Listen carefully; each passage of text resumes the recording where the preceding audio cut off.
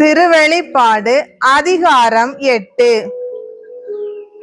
ஆட்டுக்குட்டி 7வது முத்திரையை உடைத்த பொழுது விண்ணகத்தில் ஏறத்தாழ அரை மணி நேரம் அமைதி நிலவியது.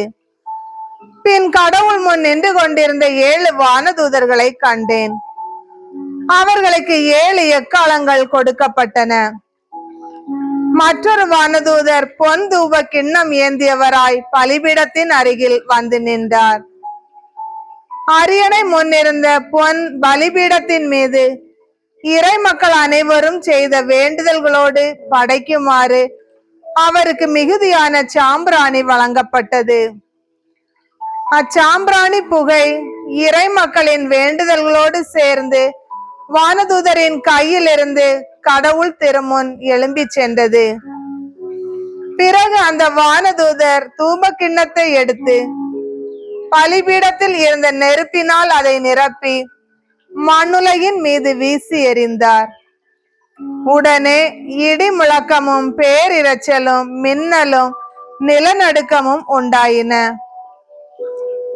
அப்பொழுது 7 எக்காளங்களை கொண்டிருந்த 7 வானதூதர்களும் அவற்றை முழக்க ஆயத்தமானார்கள். முதல் வானதூதர் எக்காளம் முழக்கினார். உடனே இரத்தத்தோடு கலந்த கல்மலையும் நெருப்பும் நிலத்தின் மீது வந்து விழுந்தன. நிலத்தின் 1/3 ஒரு பகுதி எரிந்து போனது. மரங்களுள் 1/3 ஒரு பகுதியும் தீக்கிரையானது. பசும்புல் எல்லாமே சுட்டெரிக்கப்பட்டது. 2ஆம் வானதூதர் எக்காளம் முழக்கினார். உடனே தீப்பற்றி எரிந்த பெரிய மலை போன்ற ஒன்று கடலுக்குள் எரியப்பட்டது.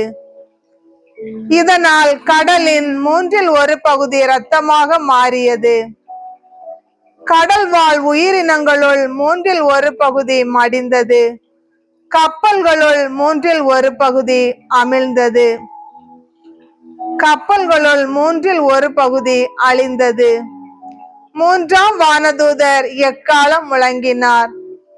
உடனே தீவட்டி போன்று எரிந்து கொண்டிருந்த பெரிய விண்மீன் ஒன்று வானிலிருந்து பாய்ந்து வந்து ஆறுகளுள் 1/3 ஒரு பகுதியிலும் நீரூற்றுகளிலும் விழுந்தது. அந்த விண்மீனுக்கு எட்டி என்பது பெயர். ஆகவே தண்ணீரில் 1/3 ஒரு பகுதி எட்டி போல கசப்பானது. இவ்வாறு அந்த கசப்பான நீரை குடித்த பலர் இறந்தனர். 4ஆம் வானதூதர் எக்காளம் முழக்கினார். உடனே கதிரவனின் 1/3 ஒரு பகுதியும் நிலாவின் 1/3 ஒரு பகுதியும் விண்மீன்களுள் 1/3 ஒரு பகுதியும் தாக்குண்டன. இதனால் அவற்றுள் 1/3 ஒரு பகுதி இருளடைந்தது. பகலின் 1/3 ஒரு பகுதி ஒளி குன்றியது. இரவுக்கும் அவ்வாறே ஆயிற்று. இதன் பின் நான் ஒரு காட்சி கண்டேன்.